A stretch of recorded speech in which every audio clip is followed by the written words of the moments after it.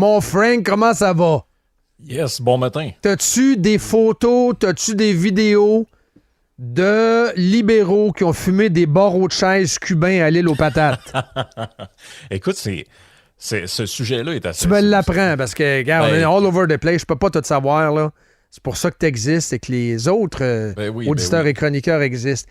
Je veux que tu commences par ça. Ça m'intéresse, c'est sexy.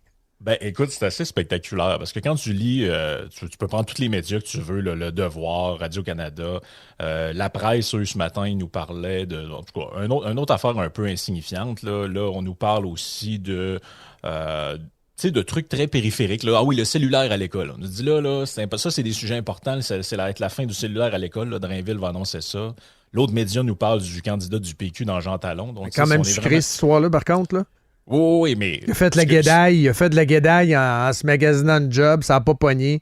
Il se présente finalement pour le PQ. C'est quand même bon, là. Ben oui, c'est sûr. Oui. Mais ça reste quand même que il y a quelque chose d'important qui se passe. Il y a un genre de lac à l'épaule des libéraux fédéraux. Parce que là, les libéraux, imaginez-vous donc qu'ils se demandent comment ça se fait qu'ils font juste baisser dans les sondages. Puis là, ils savent pas trop quoi faire. Fait que là, ils vont faire un genre de lac à l'épaule sur l'île aux patates. Et là, les médias couvrent pas trop l'événement, ils en ont parlé, mais pas plus que ça. Et il y a un gars parce que ça, c'est ça la nouvelle réalité des médias. Si tu veux savoir dans quel état est le pont de Québec, ça prend un citoyen qui passe à pied dessus puis qui prend des photos. Parce que les journalistes, apparemment, ça a l'air compliqué. Là. Après ça, si tu veux savoir ce qui se passe, c'est lui, le gars dont je vais te parler, c'est lui qui a sorti l'histoire hier de Chrystia Freeland qui s'est pogné à 142 sur l'autoroute. Excuse-moi en passant, il y a une histoire là. La ministre des Finances, grande donneuse de leçons, qui dit à tout le monde « Ah, moi, j'ai pas de voiture. Moi, j'ai un vélo, j'ai pas de voiture. C'est de la merde, les voitures. » Mais elle prend un char, puis elle va te défoncer. Elle n'a pas tué personne. Elle a pogné une étiquette. Il y a une histoire là. Les bien-pensants qui m'écrivaient « Ah, mais pas une grosse histoire. » C'est la une du Globe, c'est la une du Sun, c'est la une du National Post. Ça fait jaser. C'est une donneuse de leçons qui se fait pogner. Right on. Absolument. Et dans l'article du Toronto Sun qui reprend cette histoire-là, ils ont l'honnêteté quand même de donner le crédit à la personne qui l'a sorti, qui est Kian Bext, qui est, je regarde son compte Twitter, il nous dit « Journalist Broadcasting Truth ». Il anime un site qui s'appelle « Support the Signal ». Donc, eux, qu'est-ce qu'ils font? Ils font un peu à la Rebel News. Ils s'en vont sur le terrain puis ils cuisinent des ministres. Et le gars en question est sur l'île aux patates en ce moment. Non! Et il se promène, il fait le tour des restaurants, il voit Trudeau, il cogne dans la fenêtre, il dit « Bonjour, monsieur le premier ministre. » Et là, il y a une vidéo de lui sur Internet où il croise Dominique Leblanc. Oh. Donc, lui, c'est qui? C'est le nouveau ministre de la Sécurité publique. Et le gars est assis autour d'un feu et il fume un gros cigare cubain. Et il va le voir, c'est filmé, là, tout ça, vous pouvez retrouver ça sur son compte Twitter, c'est filmé, et il lui dit vous trouvez pas ça un peu désinvolte là, de fumer comme ça des gros barreaux de chaise pendant que la planète brûle? Non. Oui, non. Et là, le gars le regarde, c'est comme s'il n'y avait pas de lendemain, puis finalement, il part avec son garde du corps, puis ils s'en vont.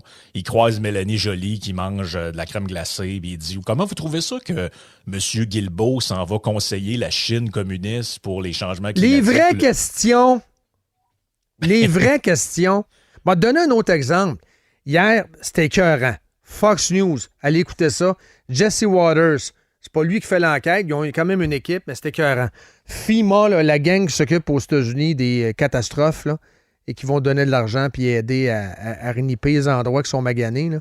FEMA, F-E-M-A, ils sont à Hawaï. On a réussi à découvrir que la gang de FEMA qui ont donné juste 700$ par personne là, sur leur logis, eux autres, ils restent au Maui Four Seasons à 1000$ la nuit. La suite présidentielle vaut 29 000 $. Mais la gang de FEMA sont là. Ils ont surpris du monde en train d'avoir des spa treatments, en train de prendre du Laurent Perrier Champagne sur le bord de la piscine. Avec des Mai Tai à 32$, type non inclus. Puis l'autre gang de FEMA reste au Fairmount Maui. Ça, c'est 1300$ la nuit. Ah non, regarde, ils vivent dans leur monde. Ils n'en ont rien à foutre, mon cher Frank. Ben non, puis tu sais, je veux dire, en ce moment, là, les médias, semble-t-il, vivent une crise. Là.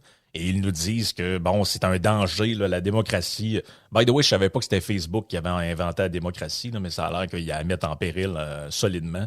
Et là, c'est essentiel, c'est le quatrième pouvoir, tout ça. Ben, moi, je veux bien, là. Mais comment ça se fait que l'histoire de Freeland, c'est un citoyen qui a décidé qu'il était journaliste puis qui passe son affaire, qui la sort? Comment ça se fait que c'est un gars qui se promène à pied sur le pont, qui prend des photos pour les montrer au monde? Comment ça se fait que... Écoute, regarde, il y en a un autre. Il l'a publié, celle-là, il y a quelques heures seulement. Il dit, je le traduis dans mes mots, là, il dit « Entrevue complète, nous avons entendu toute la nuit à l'extérieur du Garden Party libéral pour parler à Stephen Guilbeault. » Et là, tu vois Guilbeault qui marche très rapidement, puis les gars, ils courent après.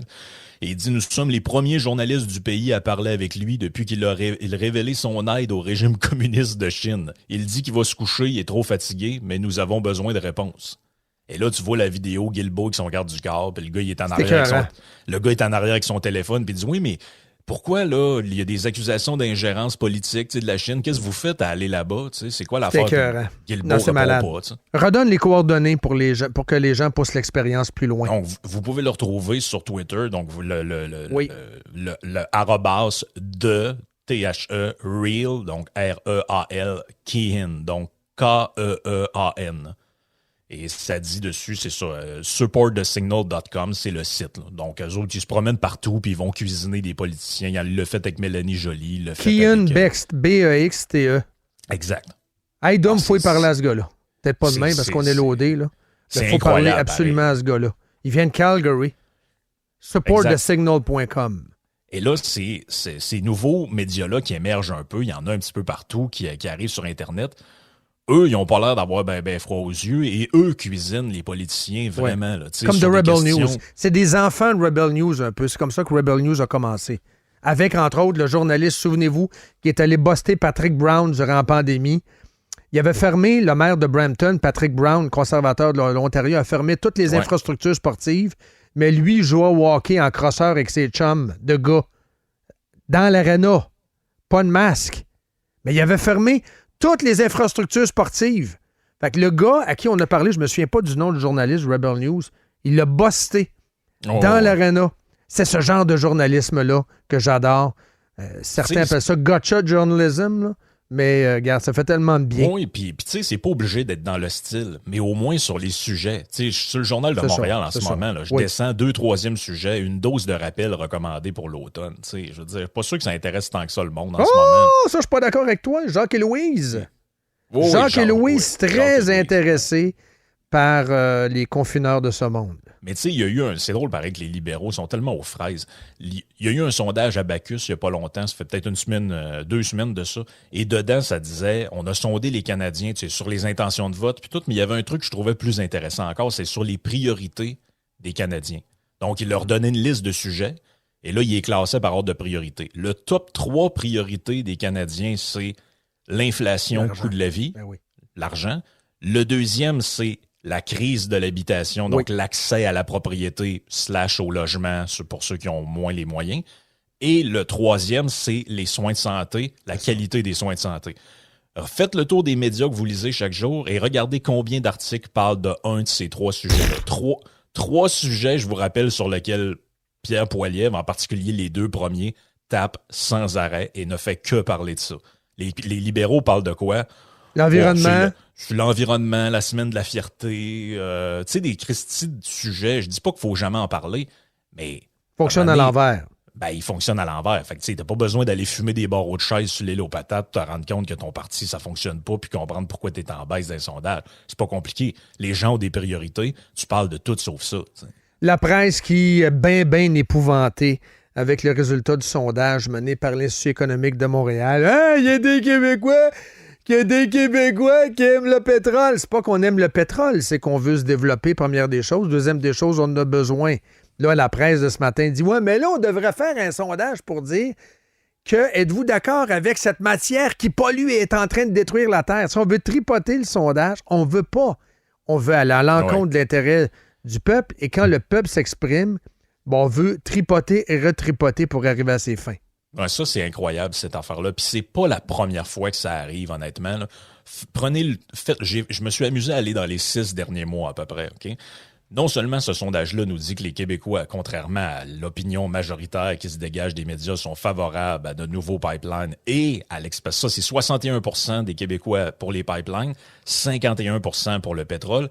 Et aussi, il y a une autre affaire qui est écrite qui n'a pas trop attiré l'attention, mais quand même, 62% des Québécois sont d'accord avec l'idée que des producteurs d'électricité privés puissent fournir le réseau. Donc, c'est pas vrai là, que tout le monde est derrière le monopole d'Hydro-Québec, puis que ça, c'est un choix de société, puis un consensus, tout ça. Ben non, c'est pas vrai. Je vous ramène un petit peu dans le passé. Février 2023, les Québécois largement favorables au privé en santé. Ça, c'est un sondage fait par Léger Marketing. L'autre était fait par Ipsos, lui est par Léger. Où on nous dit que 63% des Québécois sont en faveur avec le privé, même si c'est encore plus que ça. Quand tu leur poses la question sur est-ce que les gens qui ont les moyens devraient pouvoir se payer des soins, 75% des Québécois sont d'accord avec ça. Et puis, regarde, je peux te prendre n'importe quel sujet. Rappelez-vous des baisses d'impôts. L'école privée. L'école privée. Mais rappelez-vous des baisses d'impôts, il n'y a pas si longtemps que ça. Tous les médias, les chroniqueurs, les intervenants, c'est pas bon, il n'y aura plus de bain pour les gens. Ah non, c'est l'enfer. Dans le besoin, la crise du logement, tout ça. Sondage, une forte majorité de Québécois en faveur de la baisse d'impôts. C'était presque 7 Québécois sur 10 qui étaient totalement en accord avec le fait qu'on allège leur fardeau fiscal. T'en veux-tu d'autres? Il y en a plein d'autres. Ben, j'en veux d'autres, puis tu vas en voir d'autres dans les prochaines semaines. Dans les prochaines semaines, ne t'en déplaise. Le masque, c'est bon, ça te prend ton vax, alors que les gens n'ont plein le cul, mais les médias vont aller complètement à l'envers du trafic en faisant la promotion du masque. C'est déjà commencé, by the way. On a diffusé en direct ce matin l'entrevue avec le directeur de la santé publique. L'as-tu entendu? On Non, était j'ai pas live. entendu, ça. C'est une légion live qu'on a faite. Brice Denis, Boileau, qui dit la vague, ça s'en vient. Les masques, s'il vous plaît. Ça revient pour les gens qui ont des symptômes. C'est le début du même film qu'on a déjà vu. Ça a commencé de même, le film. Mais les médias vont aller dans un sens et les gens vont vouloir aller dans l'autre sens. Putain, mais c'est incroyable. Pareil, vous prenez à peu près n'importe quel sujet que vous avez en tête, vous sondez la population, ben vous dites, ben voyons, c'est, mettons, 50-50 ou 60-40. Comment ça se fait qu'il y a 100% des députés qui sont pour ça, 100% des médias qui sont pour ou qui sont contre? C'est pas normal, ça. Après, ils se demandent pourquoi. Hein, comment ça se fait que le monde, ils vont sur Facebook puis ils regardent des affaires qui sont pas de nous autres puis comment ça se fait qu'ils nous insultent quand pourquoi les gens vont pas voter? Ben oui, c'est ça. Pourquoi les gens vont pas Tu sais, voter? il y a une déconnexion, là. Les gens se sentent pas respectés. Les gens n'entendent pas leurs valeurs et leurs discours dans les canaux officiels. Ben oui, c'est comme ça, je vous le dis, pour tous les sujets. Là. J'en ai un autre sondage qui date à peu près du mois de mars. Il y a une maison de sondage qui a eu l'idée de sonder les Canadiens sur leur opinion sur la peine de mort. Tu vois, ça fait longtemps que c'est réglé au Canada, la peine de mort abolie en 1976. La dernière fois que ça a été appliqué c'est dans les années 60. Or, 62% des Albertains sont pour, 60% des Saskatchewanais sont pour, 55% des Ontariens. Et au Québec, on est à 54%. Un Québécois sur deux. Par l'élite, le peuple est perçu comme étant non éduqué, sous-éduqué, et l'élite se perçoit comme étant l'illuminé, le détenteur de la lumière et de la connaissance. C'est ça. Jour après jour, tu vois cet exemple-là. Un peu comme Biden à Hawaï, puis je vais finir là-dessus. C'est un peu ça pareil. Je ne sais pas si tu l'as pogné. Les gens sont en griffe après FEMA, les gens sont en griffe après la compagnie électrique, mais nous autres, on leur dit non, c'est les changements climatiques. Biden t'allait raconter un feu de cuisine. Ça, c'est honteux, pareil. Hein? Ça, c'est l'un des faits saillants de la semaine. Il dit mais heureusement, j'ai protégé ma Corvette. Mais les pompiers sont arrivés, puis tout ça. Il y a plein d'enfants dont on ne retrouvera jamais les corps. Mais lui, il raconte ça. Là, il se tasse. Là, il s'en va s'asseoir dans la salle, puis il y a plein de monde qui sont allés témoigner justement de ce qu'ils ont vécu. Puis Biden, il est tombé endormi. Biden s'est endormi. On se posera la question maintenant pourquoi les gens appuient Trump. Non, avec toutes les crises de folie qu'a fait Trump. Oui, on le sait, OK, on le sait. Mais on se pose la question, pourquoi il y a tant de pas de Québécois, là, mais tant d'Américains qui trippent dessus? Les médias se posent la question encore. Ben, c'est ça. Il y avait un panel à Radio-Canada que j'ai regardé hier ou avant-hier. Parce que les gens ne se sentent pas respectés. C'était la grosse analyse du moment. Là. Ouais, mais là, vu toutes les inculpations, puis les procès, puis tout, comment se fait-il qu'il y a encore autant d'Américains? Ben, c'est parce que là, ils sont pognés pour choisir. Là. Ben, c'est tu ça. lui demandes, tu choisis entre lui puis lui. Il y en a un, l'autre, si ça va plus. Là. L'autre, ça va plus, puis les gens, ils veulent faire un finger aux médias, encore une fois, bien Ben pensants, qui vont avec un narratif qui est déconnecté de la réalité, entre autres sur Hawaï. Hey, merci, Frank. Allez vous abonner à Yann and Frank en passant. Puis on t'entend dans 48 heures avec le gros quiz. Yes. Salut, bye. Ciao.